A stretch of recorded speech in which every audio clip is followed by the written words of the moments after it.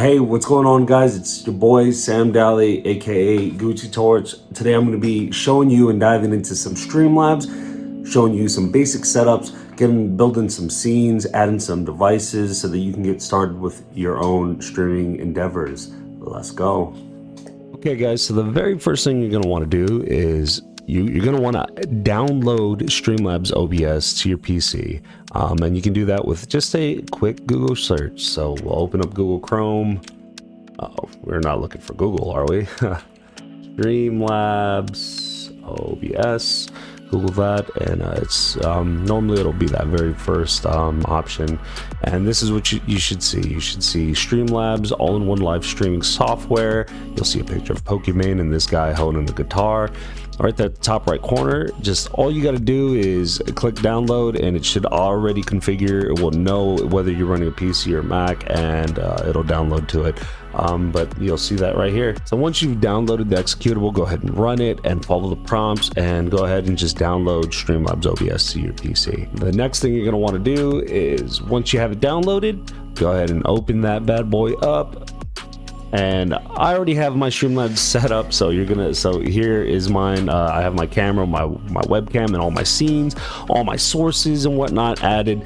I'm not going to really go into the nitty-gritty of things, of like adding all the more finer things. This is just going to be a tutorial on doing like a very basic setup and getting you started with your own streams. Now for me, I'm a video game streamer, and then I do content creation on the side. All of my scenes are set up to where it's for video games, for all my gameplay. Okay, just to give you a little tutorial of everything around here, you have 5 major windows here with Streamlabs OBS, and here at the bottom left corner you'll have your scenes. I have 2 set up here, and within your scenes is where you're going to build all your devices and your sources. All right, so right here, this middle window is your source window. Here you add devices, you add widgets, everything that all the nice and prettier, finer things that most people add to their streams. This is where you're going to do it right here. To the right of that, you have your mixer window, and this is where you're going to have all your audio stuff, where you can mess with the audio cues and whatnot. For the most part, the only 2 you really need to be concerned with starting out is just your desktop audio and your mic audio right here. As you add different devices and add widgets, they'll have their own audio cues that you can mess with, because a lot of them have like sounds that are associated to that widget, and you can adjust them here. Your 4th window is here. It's called the Minifeed. You can drag and drop this little slide bar here, and that'll make it bigger or not, or bigger or smaller. I like to keep mine roughly about there, where I can see a little bit of my preview window at the top. But this window right here, this Minifeed, it shows you any live notifications from your streams, from anywhere from new follows to likes to donations and everything along those lines. Anything that happens in your stream as far as notification wise, they'll pop up here in your OBS Streamlabs, your Streamlabs OBS. And then last but not least, at the very top, you have your preview windows. This is one of the more important things. I love having mine running, because the rule of thumb is that whatever is happening here in this live preview window is normally what your viewers and audience are able to see. So if you're lagging and breaking up here, or it's pixelated here, then more than likely that's what your audience is going to see. That's not always the case, because if it's like maybe bad internet or something, that's not going to affect this. That you know what I mean? Like, it'll still look clear here, but on the viewer side, it's going to look all janky and whatnot. But again, I like keeping my preview window up, just so that I can always like keep a general eye on how the stream is going and whatnot. But for the most part, that's just your basic walk around with the different panels here. So you have 5. You have your scenes, your sources, your audio, which is your mixer, your stream feed, and then your preview window here at the top. So the very first thing that we're going to do is we're going to start from scratch. So I'm going to add an entirely new scene, and the way we do that is we go to that bottom left corner panel, the scenes panel here, and right here my scene is called how to things. But if you see that little drop down arrow, I'm going to drop it down. I'm going to go to manage all, and then it gives you a few options here. import from OBS if you were using OBS prior to Streamlabs OBS, or create new, and then you have like whatever active scenes you have going. I'm gonna go ahead and click on create new, and this is gonna give me a blank canvas. So let's go ahead and do that. Create new. Boom. And just like that, everything is made new.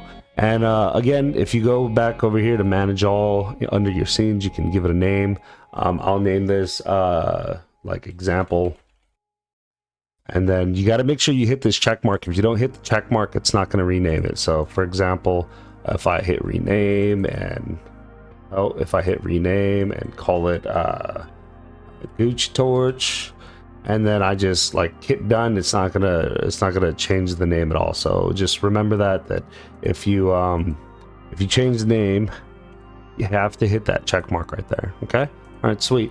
So we have, again, we're presented with these 5 panels again, all in the same order, and that's cool. So we've added our scene, and let's start like building something here. So I'm gonna go ahead and rename this theme. I did that by right clicking on the scene itself, rename, and we're gonna call this gameplay, and this is gonna be an example for a gaming streamer. Okay, so we have that. Now the first thing we're going to want to do is just start adding sources to it, and there's only really 2 real sources that you need as a streamer, and that's going to be your display capture, and then if you use one, a camera. So for me, I do use a camera. I use the HD Pro C920.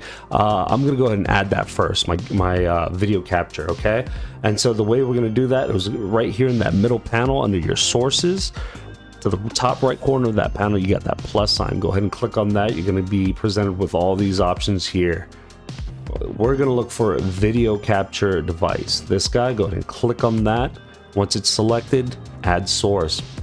This, you don't have to name it anything else, but if you want to get more technical with it, or if you have multiple devices you're adding, because you can have more than one webcam. You can have a DSLR, a webcam, a phone, anything at all. So if you want to get technical with it and just name it what it truly is, like that's a C920, and you can just name it that.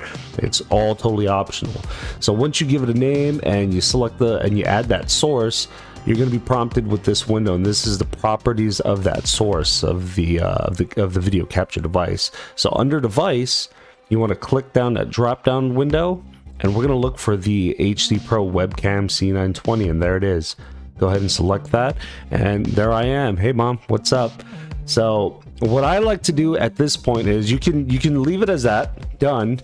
And there I am, but now I'm like this square box, and I don't think we're optimizing the high def resolution that this camera has. So what you can do, or what I like to do, is go back down to your sources. We'll go on that device capture, right click on it, and go to properties. So once you're in the properties, you're gonna get that same window that we just closed, that properties window. Right here under resolution FPS type, by default you're gonna have device default. I like to put that to custom. Go down to resolution right below it, open that, and put that at 1920 by 1080, because that's typically what this camera runs at.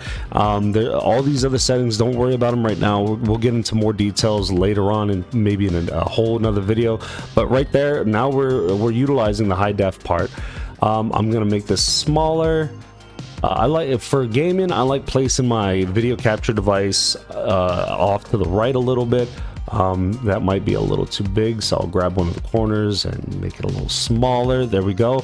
And then you can see these 2 pixel numbers right here, 434 from the bottom and 375 from the top. I like to make those evened out, and so that just tells me how centered I am on the canvas. And there you go, 406, 403. It's not going to be perfect, but that's pretty good for now.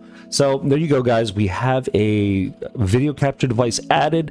Now the next thing we're going to want to do is either one of 2 things. We're going to want to add either a display or a game capture. So a display capture, a game capture, and we're going to do that same thing in our sources panel here at the bottom middle panel.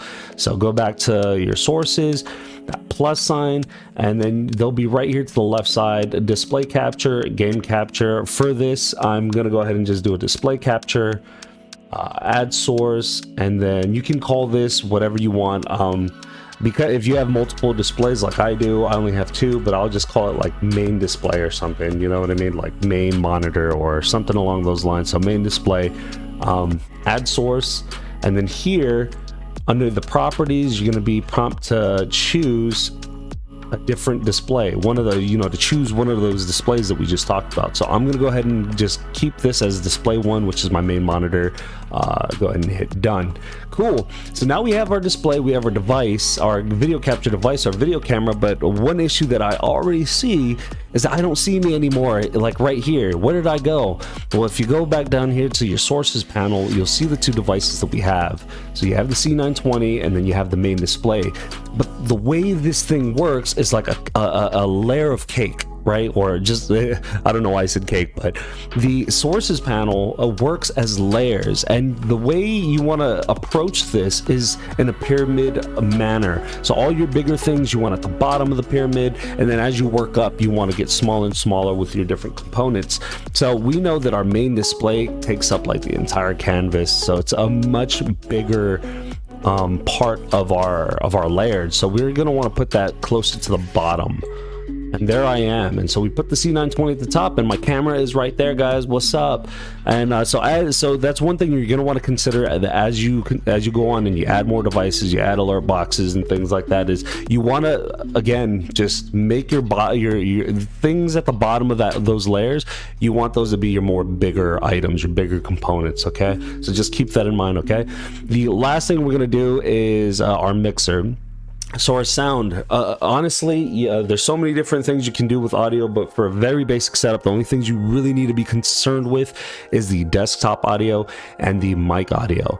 So for mic audio, mine is defaulted to this, which is the Blue Yeti. I like turning mine down.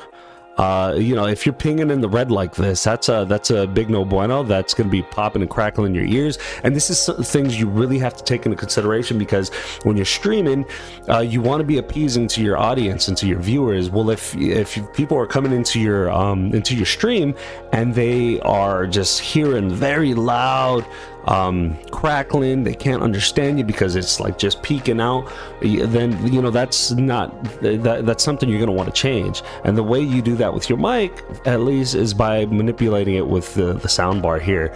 You don't want it too low, you don't want it too high. You kind of want to find your nice sweet spot. And again, this is all going to be like subjective to what you think, what you feel, or like, you know, what you cater your stream to. For me, I found that my sweet spot is where I kind of, you see how whenever I talk it kind of pings up.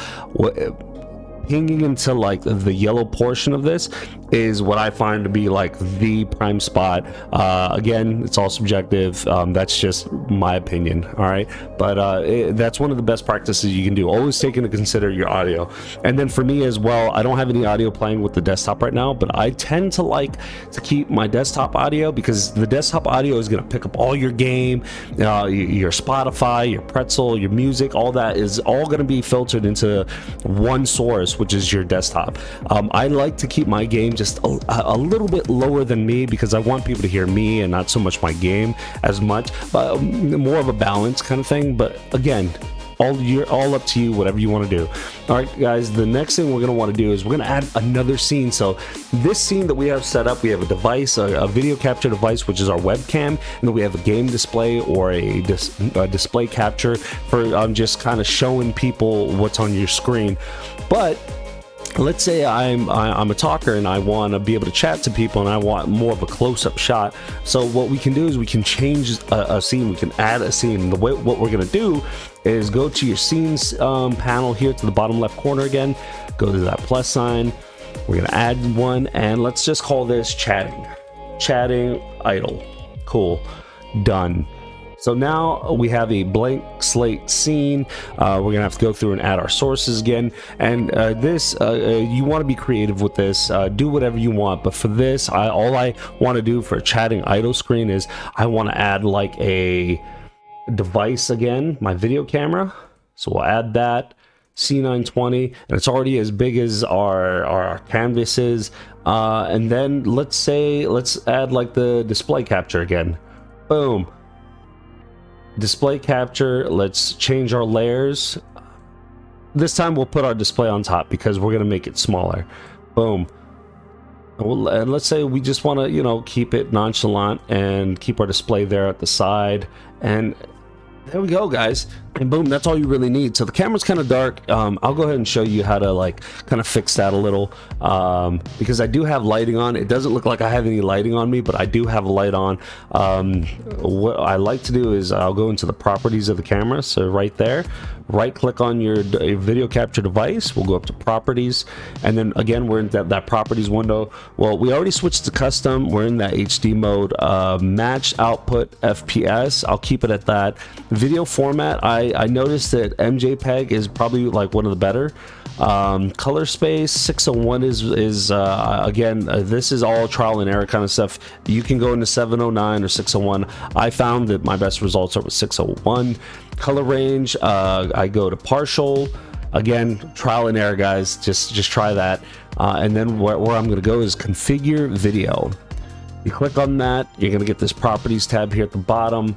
And the things that I like focusing on to get me a little more brightness is I'm going to change that exposure, bring it up, and there I am. What's up?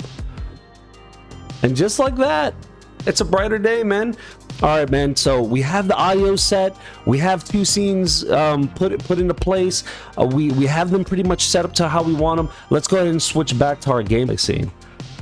Boom. Everything is pretty much set, guys. This is literally all you really need to start a stream. You don't need anything complex. You don't need to add all these like these little widgets and gadgets everywhere. Like, that's nonsense. This is literally the bare bones of the things you need to get started with your own stream. But the last thing before we go is what I want to show you is when you're switching between your scenes, you notice how like it's like a hard change. It's just like boom, boom, boom. It's like an immediate cut. We want to add a transition there. And the way you do that is in that scenes box, that panel to the top right corner, you got that plus, that minus, and that option wheel. Go ahead and click the options wheel. And then you're going to see the scenes transitions window pop up. Right now, by default, global transition, it's a cut transition, okay? So let's go ahead and just add a new one. Go ahead and click add transition. You're going to get prompt to name it. You can keep it as this. I'm going to keep it as default cut. The type of transition, and you can mess with these. You can try any one of these. Let's try fade.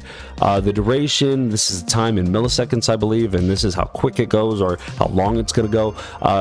By default 300, we'll keep it at that. Okay, click done, and then just don't forget to select it here. So right here where it says default name, you have these two dots. Just make sure you select the new transition, hit done. Now let's see what happens when we select our second scene. Boom, check that out, yo. Beautiful, beautiful, beautiful. Let's try a different one. Add transition. We'll do swipe. Oh, this is pretty cool. And then it does direction, so maybe we'll do a swipe right, and then this swipe in thing, I don't know, but let's just see what it is. Again, don't forget to select it, click done. Let's go to our next scene. Oh, I like that. That's pretty dope. That is pretty dope. I like that. So whenever you have multiple sources on here, like we have our camera, and we have our webcam, and then we have our display capture. One of the things you don't ever want to do is, like, especially when you're streaming, because you're always tabbing in and out, one of the things you might do is you might accidentally come over here and like slip this. You might move it by accident, right? So you don't want to do that. You want to keep these in like permanent spots, and the way you do that is down here in your sources tab, right under that specific source, you'll see two icons. You'll see a lock, which you can interact with, click on and off. If it's unlocked, you can move it. If it's locked, you can't move it. Well, I moved the second one by accident, but that's what those do. So you can lock them, and then right next to them you see the eyeball icon.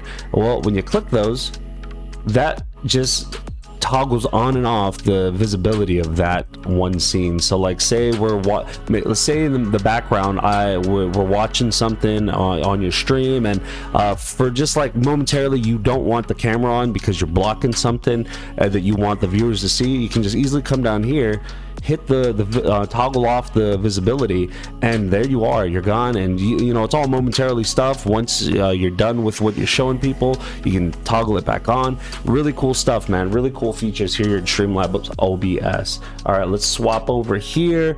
I'm gonna hide this, and we're gonna go ahead and lock all these. And that's it, guys. Like, honest truth, for anybody trying to get into video game streaming, or even if it's just like video content making, utilizing Streamlabs, this is it.